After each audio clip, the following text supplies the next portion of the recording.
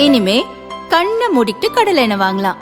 ஏன்னா மந்த்ரா கடலை எண்ணெய் இதயத்தின் தயாரிப்பு. வறுக்க பொரிக்க ஏன் எல்லா சமையலுக்கும் மந்த்ரா தான். மந்த்ரா கடலை எண்ணெய், அபார ருசி, ஆரோக்கியமான உடல் நலம். மத்திய பட்ஜெட் குறித்த விளக்க புத்தக வெளியீட்டு விழா கடலூரில் நடந்தது. பாரதிய ஜனதா மாவட்ட தலைவர் அக்னி கிருஷ்ணமூர்த்தி தலைமையில் நடந்த விழாவில் பாரதிய ஜனதா தொழில்துறை பிரிவு மாநில தலைவர் சுந்தர்ராமன் கலந்து கொண்டார். இதுல தமிழ்நாடு எப்படி பெனிஃபிட் ஆகுது அப்படின்னு சொல்லி இன்னைக்கு பாத்தீங்க அப்படின்னா, நான் சொன்னேன் எலக்ட்ரானிக் இண்டஸ்ட்ரீஸுக்கு 40,000 கோடி அலோகேட் பண்ணியிருக்காங்க அப்படின்னு சொல்லி. நான் கேட்கிறேன் அதற்குரிய முதலமைச்சர் அவர்களுக்கு, தமிழ்நாடுல எலக்ட்ரானிக் இண்டஸ்ட்ரி இல்லையா? இங்க ஸ்ரீபெரும்புத்தூர், ஒரக்குடம் அந்த லைன்ல போனீங்க அப்படின்னா ஃபாக்ஸ்கான், சால்காம் 60,000 உமன் ஆண்டர்பிரினர்ஸை ஃபாக்ஸ்கான் கம்பெனி வேலைக்கு வச்சிருக்காங்க. ஆப்பிள் சார்ஜர் மேனுஃபேக்சர் பண்றாங்க. அதுல பாத்தீங்கன்னா இந்த 60,000 லேபர்ஸும் உமன் ஒர்க்கர்ஸ், 15,000 20,000 சம்பளம் கொடுக்கறவங்க. இதுல இந்த தமிழ்நாடுலயே முக்கியமாக எலக்ட்ரானிக் இண்டஸ்ட்ரீஸ்ல ஒரு ஆல் ஓவர் இந்தியாலேயே தமிழ்நாடு தான் ஒரு 20% ஷேர் உள்ளவங்க. இந்த 40,000 கோடியில கிட்டத்தட்ட வர்ஸ்ட் கேஸ் 8,000 கோடி இல்லை அப்படின்னா கூட ஒரு 5,000 கோடியாவது தமிழ்நாட்டுக்கு இது மூலமாக வரும். மேனுஃபேக்சரிங் செக்டாரை உயர்த்தும் போது உங்களுக்கு புரியணும், வேலை வாய்ப்புகள் கூடும். இந்த 60,000 ஒர்க்கர்ஸ்ன்றது இன்னைக்கு ஃபாக்ஸ்கான் நிறுவனம் ஒரு 10,000 கோடியில இன்வெஸ்ட்மெண்ட்ல 5 வருஷத்துல ஆரம்பிச்சிருப்பாங்க. இது மாதிரி இன்னும் நிறைய இண்டஸ்ட்ரீஸ், ஆப், ஒரு மொபைல் போனுடைய காம்பனன்ட் மேனுஃபேக்சரிங்ல பாத்தீங்கன்னா ஒரு 1000 காம்பனன்ட் இருக்கும். அதுல லென்ஸ், அது மாதிரி சின்ன சின்ன காம்பனன்ட் மேனுஃபேக்சரிங் வரும்போது தமிழ்நாடுடைய யூத்துக்கு எம்ப்ளாய்மெண்ட் வரும். அது அந்த மக்களை நீங்க லோ கேட்டகரின்னு சொல்லுவீங்களா எப்படின்றத நீங்க தான் உணரணும். ரெண்டாவது, எம்எஸ்எம்இ 10,000 கோடி அலோகேட் பண்ணியிருக்காங்க ஆல் ஓவர் இந்தியால. இதுல தமிழ்நாடுல இருக்கக்கூடிய எம்எஸ்எம்இக்கும் இது பெனிஃபிட் தான் அப்படின்றத நம்ம புரிஞ்சுக்கணும். இவங்க இங்கேருந்து கூட தமிழ்நாடுல இருக்கக்கூடிய எம்எஸ்எம்இஸ் நீங்க எடுத்துக்கிட்டீங்கன்னா, தமிழ்நாடுல ஆட்டோமொபைல் ஒரு இண்டஸ்ட்ரி மட்டும் நீங்க எடுத்துக்கிட்டீங்கன்னா கிட்டத்தட்ட 1000க்கும் மேல அவங்களுடைய இண்டஸ்ட்ரி சார்பாக மட்டும் டயர் 2 டயர் 3 கம்பெனிஸ் இருக்காங்க. எலக்ட்ரானிக் இண்டஸ்ட்ரி பேஸ் மட்டும் டயர் 2 டயர் 3 கம்பெனிஸ் இருக்காங்க. ஒரு எலக்ட்ரானிக் இண்டஸ்ட்ரி வளரும் போது அதோடைய எம்எஸ்எம்இ சேர்ந்து தான் வளரும். இந்த 10,000 கோடியில ஈவன் ஒரு 300 கோடி கூட நீங்க வச்சுக்கோங்க, தமிழ்நாட்டுக்கு உதவியாக இருக்கும் அப்படின்றத.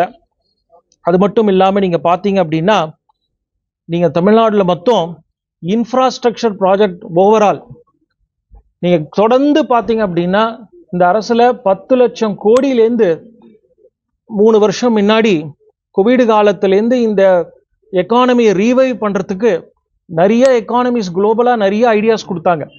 அனைவருக்கும் 5,000 ரூபாய் கொடுத்துருங்க, 2,000 ரூபாய் கொடுத்துருங்க அப்படின்ட்டுலாம். ஆனா இந்த அரசு பார்த்தோம்னா எக்கனாமிக்ஸ்ல சப்ளை சைடு மெஷர்னு சொல்லுவோம்.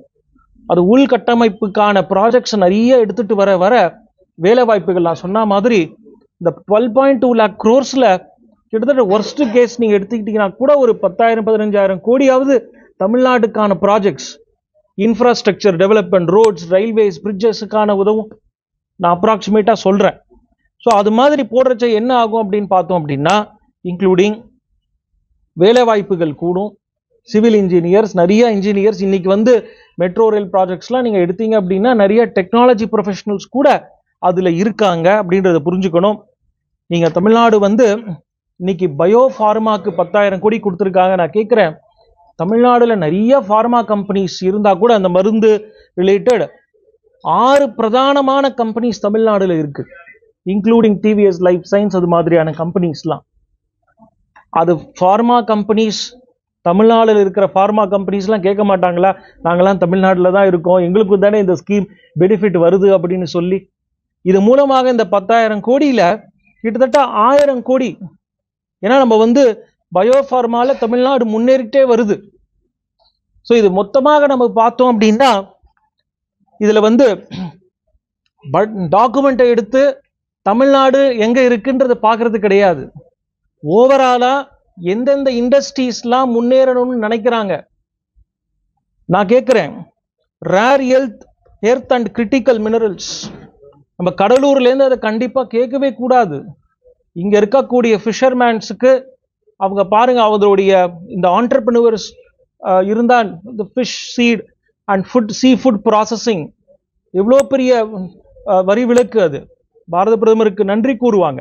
அதே மாதிரி நீங்க பார்த்தீங்க அப்படின்னா சைனா டிபெண்டன்சியை குறைக்கணும் அப்படிங்கிறதுக்காக முக்கியமாக இந்த இண்டஸ்ட்ரீஸ், மினரல்ஸ் அண்ட் மைன்ஸ் இண்டஸ்ட்ரீஸ்ல ஒரு 3000 கோடி தமிழ்நாடுக்கு, கிட்டத்தட்ட 2300 கோடி அந்த mines and minerals rare earth காரிடார்னு சொல்றோம், அது மூலமாக பெனிஃபிட் வரும்னு சொல்லியிருக்காங்க. நான் தனியா இதை தாண்டி டேட்டா சென்டர் முக்கியமான பாயிண்ட். நீங்க பாத்தீங்கன்னா தமிழ்நாடு கவர்மெண்ட் தான் டேட்டா சென்டர்ல நாங்க தான் பிரதானம்னு சொல்லி பாலிசி அனௌன்ஸ் பண்ணி, இங்க கூட மைக்ரோசாஃப்ட் அது மாதிரியான பெரிய கம்பெனிஸ்லாம் அவங்களுடைய டேட்டா சென்டரை தமிழ்நாடு நிறுவித்திருக்காங்க. அது மாதிரியான இன்னும் பல்வேறு டேட்டா சென்டர் வரணுங்கிறதுக்காக 2047 வரைக்கும் வரி விலக்கு கொடுத்திருக்காங்க. இது தமிழ்நாடுல டேட்டா சென்டர் கம்பெனிஸ் அட்ராக்ட் பண்றதுக்கு உதவாதான்?